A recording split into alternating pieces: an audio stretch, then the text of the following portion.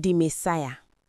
In the land of red earth and tall grasses, where the harmattan wind carried both dust and memory, there lay a community called Umudike, tucked between an ancient forest and a restless river.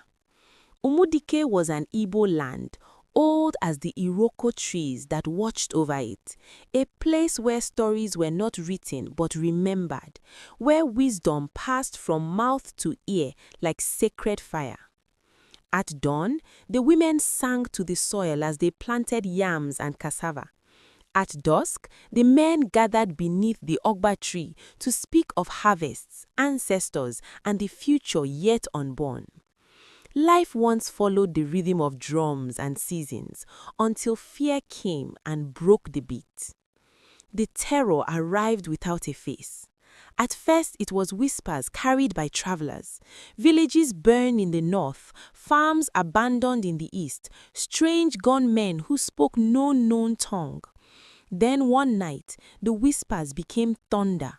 Shots cracked the darkness like angry spirits. Huts burned, children screamed, elders fell. By morning, Umudike had changed forever. The people buried their dead with trembling hands, and the land drank blood where it once drank rain. From that night onward, fear became a permanent residence. The attackers were called many names: unknown gunmen, forest ghosts, children of the devil. No one knew where they came from or why they struck. They came without warning and vanished before sunrise, leaving grief behind them like a curse. The people locked their doors early and slept with one ear open. Mothers taught children how to run before they taught them how to dance. Songs became prayers, laughter became rare. Each time the terror struck, the people looked toward the distant capital, believing that power lived there. They said, "Surely the government will hear our cry. Surely a savior will come." And indeed, during seasons of campaign, the leaders came. They arrived in long convoys, their vehicles shining like river fish.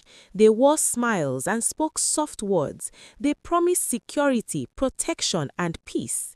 They ate kola nut with the elders and danced briefly with the youths. They called the people my brothers and my sisters. The people clapped, hopeful again.